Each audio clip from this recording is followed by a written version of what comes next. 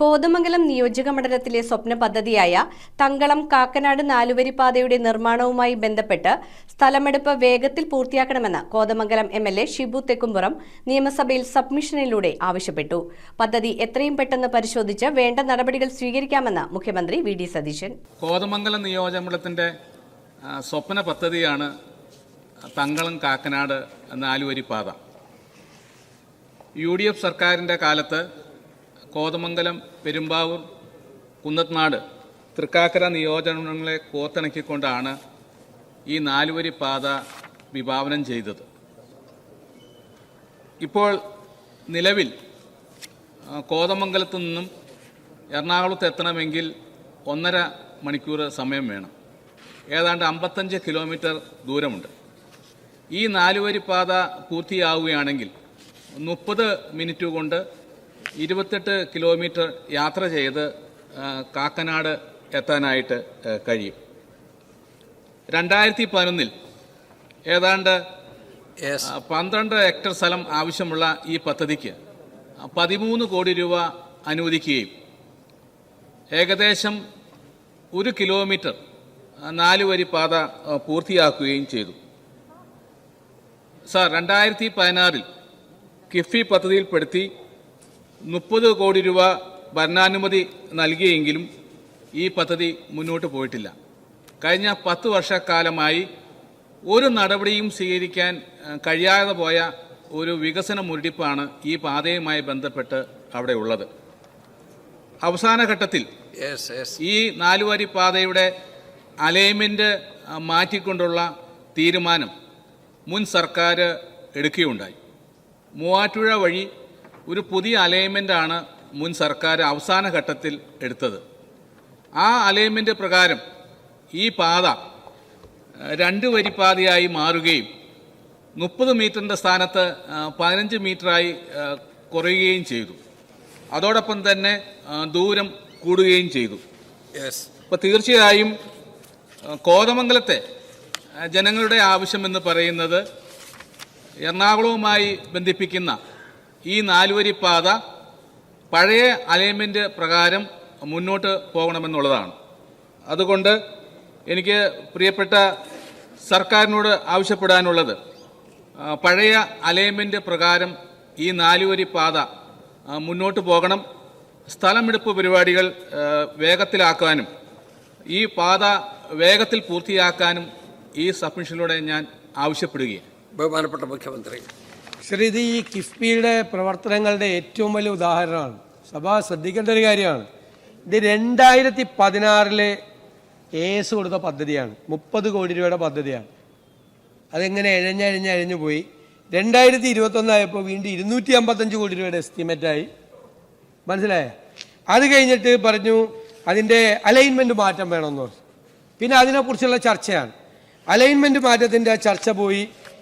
പിന്നെ ഒരു പുതിയ ഡിസൈൻ വേണമെന്നായി. ഇത് 5-6 കൊല്ലം കഴിഞ്ഞിട്ടാണ് ഈ AS കൊടുത്തിട്ട് ഒരു 5-6 കൊല്ലം കഴിഞ്ഞിട്ടാണ് ഈ ഡിസൈൻ മാറ്റണം, വേറെ ഡിസൈൻ വേണമെന്ന് പറയുന്നത്. ഒരു പുതിയ ഡിസൈൻ കൊടുത്തു.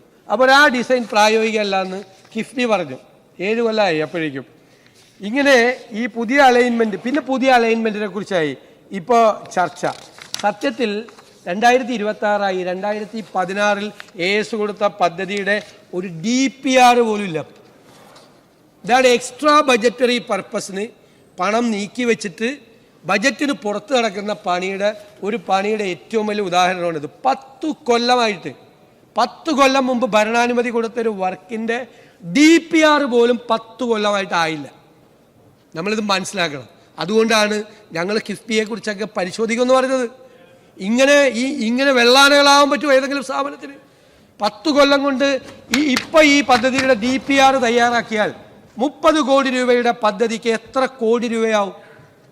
ഇതാരുടെ പൈസയാണിത്? ഇത് ജനങ്ങൾ കൊടുക്കുന്ന നികുതി പണമാണ്. 10 കൊല്ലം. PWD ആയിരുന്നെങ്കിലോ?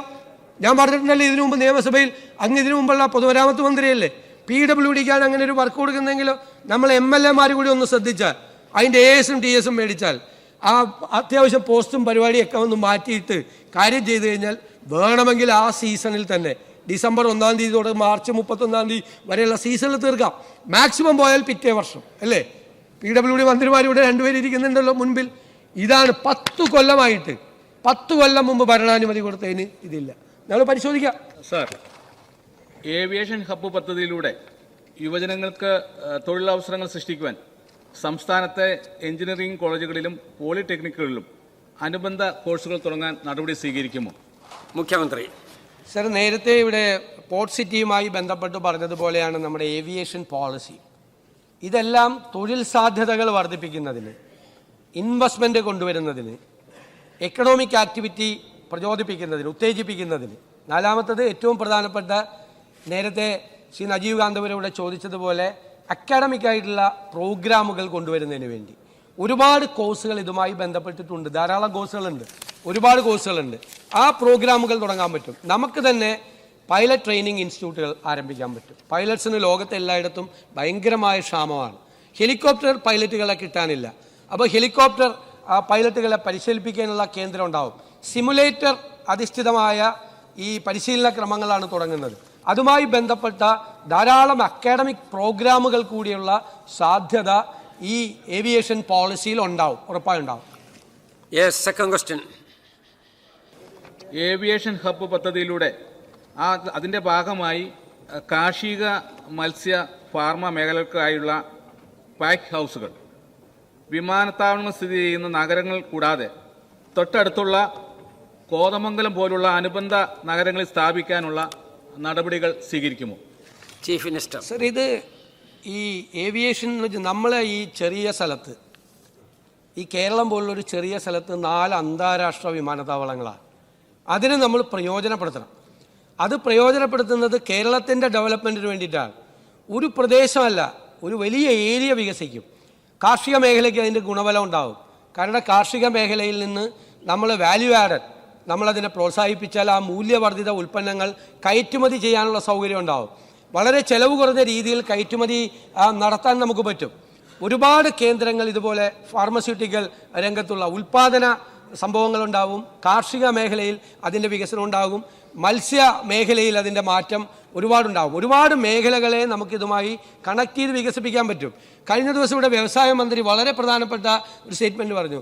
ദുബായ് എയർപോർട്ടിനെ കുറിച്ച് അദ്ദേഹം സൂചിപ്പിച്ചു. ദുബായ് എയർപോർട്ട്, ദുബായ് ആ സ്റ്റേറ്റിൻ്റെ 28% ആണ് അവരുടെ GDP-യിലേക്ക് കോൺട്രിബ്യൂട്ട് ചെയ്യുന്നത്. നമ്മൾ ബാംഗ്ലൂർ അന്താരാഷ്ട്ര എയർപോർട്ട്, അത് വളരെ പ്രധാനപ്പെട്ടൊരു എയർപോർട്ടാണ്. അവിടെ എയർപോർട്ടിലുള്ള ഡൊമസ്റ്റിക് ആയിട്ടുള്ള ഇൻ്റർനാഷണൽ ആയിട്ടുള്ള ഫ്ലൈറ്റ്സ് മാത്രമല്ല, അവരതിനെ ഡെവലപ്പ് ചെയ്ത് കർണാടക GDP-യിലേക്ക് ഒരു 4 to 5% കോൺട്രിബ്യൂട്ട് ചെയ്യുന്ന തരത്തിലേക്കുള്ള സാധ്യതകൾ അവിടെ കണ്ടെത്തി. നമുക്ക് അതിനേക്കാൾ കൂടുതൽ സാധ്യതകളുള്ളതാണ് നമ്മുടെ എല്ലാ പോർട്ടുകളും. ഇവിടെ സീ പോർട്ടുണ്ട്, തിരുവനന്തപുരത്ത്, കൊച്ചിയിൽ സീ പോർട്ടുണ്ട്, അതുപോലെ കോഴിക്കോടും മലബാറിലെ കണ്ണൂരിലെ എയർപോർട്ട്, ഇതെല്ലാം ആ തരത്തിൽ വികസിപ്പിച്ചാൽ നമ്മുടെ കോതമംഗലം ഉൾപ്പെടെയുള്ള കിഴക്കൻ പ്രദേശങ്ങളിലെ മലയോര മേഖലയെ, കാർഷിക മേഖലയെ അഭിവൃദ്ധിപ്പെടുത്താൻ ഉപയോഗപ്പെടുത്താൻ പറ്റും. ബിടെക്കിൽ ആർട്ടിഫിഷ്യൽ ഇന്റലിജൻസ്, സൈബർ സെക്യൂരിറ്റി, പിന്നെ ഇന്റർനെറ്റ് ഓഫ് തിങ്സ് 2 ലക്ഷം രൂപ വില മതിക്കുന്ന SAP ഗ്ലോബൽ പ്രോഗ്രാമുകൾ ഇപ്പോൾ സൗജന്യമായി നേടാം. Jai Bharat college of management and engineering technology, Perumbavoor.